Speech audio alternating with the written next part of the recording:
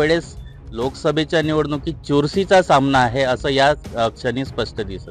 उमेदवार नाही कोण आहे म्हणजे बीजेपीचे उमेदवार कोण आहे त्याच्याशी काही घेणे नाही, काँग्रेसचे उमेदवार आहे त्याच्याशी काही घेणे नाही. आम्हाला बीजेपीला मतदान नाही करायचे, एकंदरीत असं परिस्थिती ग्रामीण क्षेत्रात आम्ही पूर्ण पाहिलं आहे. लोकसभेसाठी मतदान संपलेलं आहे आणि आता उत्सुकता आहे निकालाची.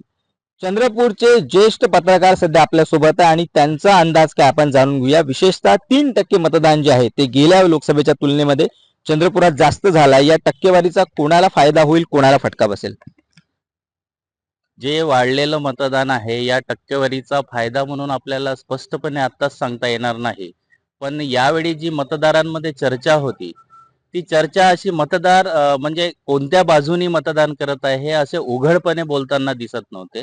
मागच्या लोकसभेत ज्याप्रमाणे उघडपणे मतदार बोलायचे त्याप्रमाणे बोलत नव्हते. त्यामुळे यावेळेस लोकसभेच्या निवडणुकीत चुरशीचा सामना आहे असं या क्षणी स्पष्ट दिसत. कोणाला फटका, कोणाला फायदा होईल?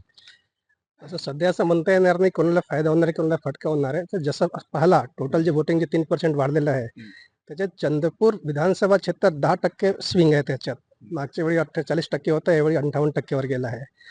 चंद्रपूर शहरात मागच्या वेळी बीजेपी नुकसानीत होता, त्याचा किती फायदा भेटू शकते ते पाहता येईल. पण सध्या असं त्याच्यामुळे खूप जसं ओव्हरऑल विचार केला लोकसभा क्षेत्रात तसं खूप मोठा स्विंग नाही आहे. आणि जिल्हाधिकारी महोदयांनी जे केले होते की वोटर्सचा नवीन काहीतरी संकल्पना टाकून त्याच्यामुळे काही नवीन वोटर्स त्याच्यामुळे आले, त्याच्यामुळे ते वाढलं आहे.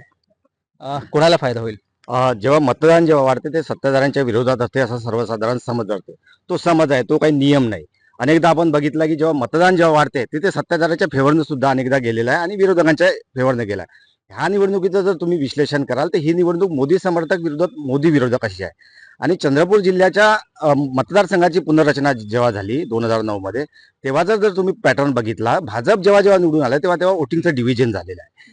मागच्या 2019चा जर आपण बेस पकडला तर तो भाजपला 41% वोटिंग मिळालं होतं, काँग्रेसला 45% वोटिंग होतं. वंचितच्या उमेदवाराने 9 ते 10% पर्यंत मतं घेतले. यावेळेस वंचितचा उमेदवार जो आहे तो त्या स्थितीत नाही की 9 ते 10% वोटिंग येईल.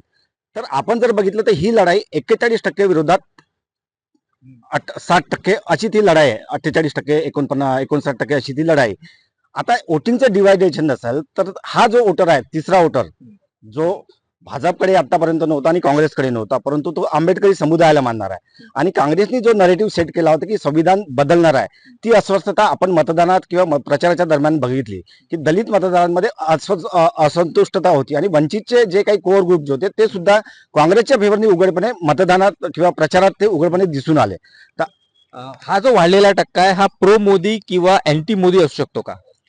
असू शकतो ना, प्रो मोदी असू शकतो किंवा अँटी मोदी असू शकतो. पण हे जे ग्राउंड स्तराची परिस्थिती आम्ही पाहिली किंवा आम्ही जे लोकांशी बोललो होतो तेव्हा लोकांमध्ये एक अशीच भावना होती की यावेळी बीजेपीला मतदान नाही करायचं.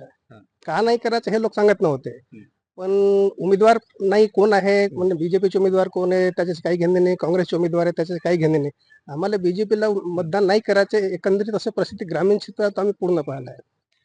ही या मतदानाचा काही म्हणजे जी वाढीव टक्केवारी याचं काही डेफिनेशन आहे का? याला काही एक टार्गेट होतं का की आम्ही का मतदान केलेलं आहे? नाही, तसंही लोकसभा क्षेत्रात मागच्या लोकसभेच्या तुलनेत यावेळी मतदारांची संख्या वाढली आहे.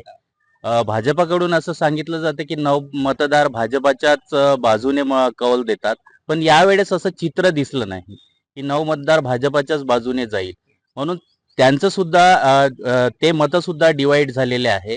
त्यामुळे सध्या तरी चंद्रपूर लोकसभा क्षेत्राचा कौल म्हणजे मोठ्या प्रमाणात काँग्रेसच्याच बाजूने आजच्याच तरी स्थितीत दिसत आहे. तर एकंदरीत पत्रकारांच्या बोलण्यावर एक गोष्ट लक्षात येते की चंद्रपूरमध्ये वाढलेला जो टक्का आहे 3% मतदान ते कुठंतरी प्रो मोदी किंवा अँटी मोदी अशा सेंटिमेंटचं होतं. आणि याचा फटका नेमका कोणाला बसतो आणि कोणाला फायदा होतो हे 4 जूनलाच कळू शकेल. सारंग पांडे, एबीपी माझा, चंद्रपूर. एबीपी माझा, उघडा डोळे बघा नीट.